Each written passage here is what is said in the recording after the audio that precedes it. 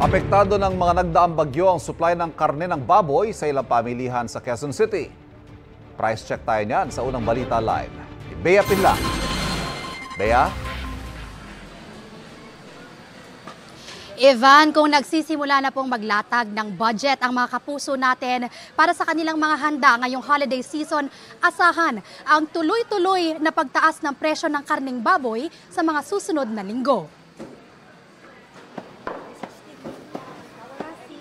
Madaling araw pa lang, naglatag na ng panindang karneng baboy sina Nanay Aida at Nanay Feli sa mga pwesto nila sa Kamuning Market sa Quezon City.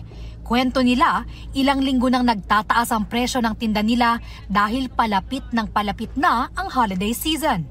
Mga 3 weeks na tumaas. Tuloy-tuloy na yan. Tataas pa yan, ma'am.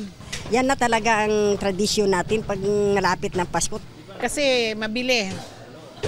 May kasi, siyempre bonus-bonus, tapos puro okasyon-okasyon.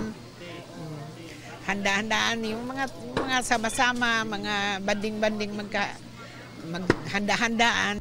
Ayon sa ilang nagtitinda, sigurado na ang taas presyo kahit bahagyang kumaunti ang supply nila ng karneng baboy dahil sa sunod-sunod na bagyo. Ang diskarte naman ng karinderya owner na si Norma para makatipid, magbabawas naman kami ng kumbaga tagtad, gano'n, hiwa.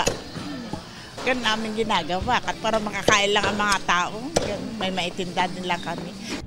Sa Kamuning Market, nasa 320 hanggang 360 pesos na ang bentahan ng kada kilo ng kasim. At 350 hanggang 400 pesos naman para sa kada kilo ng liempo. Mas mataas yan sa price monitoring ng Department of Agriculture sa ilang palengke sa Metro Manila mula November 4 hanggang 9. Nasa halos 319 pesos ang presyo kada kilo ng kasim at nasa 363 pesos naman ang bentahan ng liempo.